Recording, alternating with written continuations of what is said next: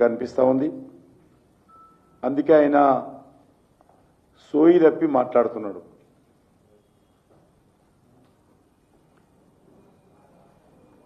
ఎవరైనా ఒక ముఖ్యమంత్రి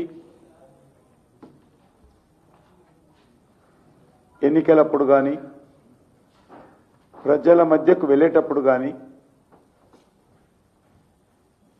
తన ప్రభుత్వము ఏం చేసిందో వివరించి ఏం చేయబోతున్నాడో చెప్పి ప్రత్యర్థి వైఫల్యాలను విమర్శించి ఓట్లు అడగాలి. కానీ ఈరోజు ఎన్నికలకు ముందు ఏమీ హామీ ఇచ్చాడు, ఆ ఒక్క మాట కూడా మాట్లాడాడు. 2 సంవత్సరాల్లో ఇచ్చినటువంటి హామీల మీద ఏం చేశాడు, ప్రభుత్వము ఈ యొక్క హామీలను ఏ మేరకు అమలు చేసిందో దాని మీద ఒక మాట మాట్లాడాడు. ప్రత్యర్థి పార్టీల మీద విమర్శ అది పార్టీ పరంగా సమస్యల పరంగా ఉండాలి. కానీ ముఖ్యమంత్రి పూర్తిగా గత 2 సంవత్సరాలలో ఇచ్చినటువంటి ఏ ఒక్క హామీ అమలు చేయకుండా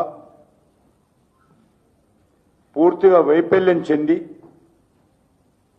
ప్రజలలో వస్తున్నటువంటి భయంకరమైనటువంటి అవినీతి నుంచి ఏదో రకంగా ప్రజల దృష్టి మళ్లించేటువంటి ప్రయత్నంలో భాగంగా గత నెల రోజులుగా లేక అంతకుముందు కూడా నా మీద వ్యక్తిగతమైనటువంటి విమర్శలు చేస్తా ఉన్నాడు.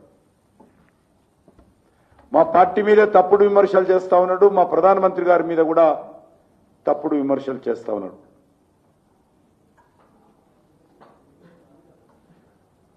ఈరోజు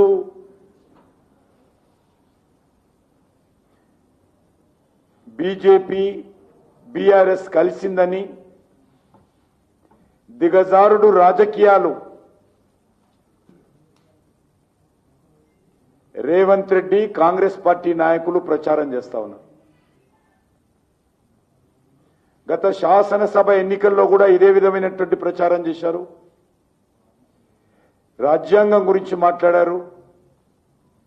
పార్లమెంట్ ఎన్నికల్లో ఇదే విధమైనటువంటి తప్పుడు ప్రచారానికి దిగారు. మొన్న ఎమ్మెల్సీ ఎన్నికల్లో కూడా రేవంత్ రెడ్డి ప్రచారం చేస్తూ ఇదే రకంగా ఆ ఎన్నికల్లో కూడా నాపైన వ్యక్తిగతమైనటువంటి విమర్శలకు దిగాడు. నేను ఒకటే రేవంత్ రెడ్డి గారికి మనవి చేస్తా ఉన్నాను.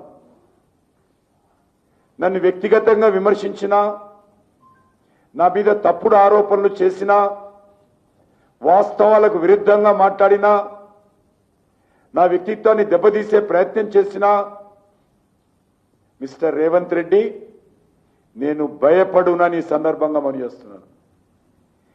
నీ మాటలు తెలంగాణ ప్రజలు నమ్మే స్థితిలో లేనప్పుడు, నా మీద తప్పుడు మాటలు మాట్లాడితే తెలంగాణ ప్రజలు విశ్వసించినప్పుడు నేను ఎందుకు భయపడాలి అని అడుగుతా ఉన్నాను. తెలంగాణ అభివృద్ధి విషయంలో నాకు రేవంత్ రెడ్డి సర్టిఫికెట్ అవసరం లేదు. తెలంగాణ రాష్ట్ర అభివృద్ధి విషయంలో కేంద్ర ప్రభుత్వం సహకారం అందించే విషయంలో రేవంత్ రెడ్డి